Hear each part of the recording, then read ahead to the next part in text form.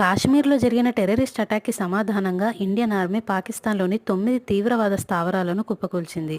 అయితే మే 7న స్టార్ట్ అయిన ఈ వార్ ఇంకా ఆగలేదు. ఆ తర్వాత పాకిస్తాన్ 15 ప్రైమ్ లొకేషన్స్ ఇండియాలో అటాక్ చేయాలనుకుంది.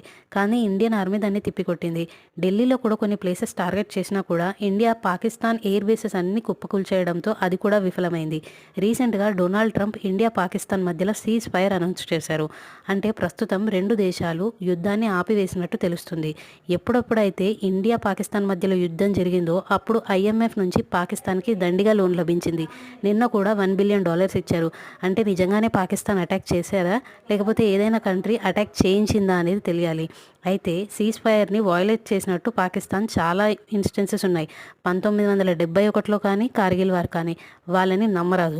ఇప్పుడు వాళ్ళు మళ్ళీ అటాక్ చేసే ఛాన్స్ ఉంది. ఎందుకైనా మంచిది ఇండియా అప్రమత్తంగా ఉండాలి. ఇది ఇప్పటితో ఆగేలా లేదు. ఇది జస్ట్ ఒక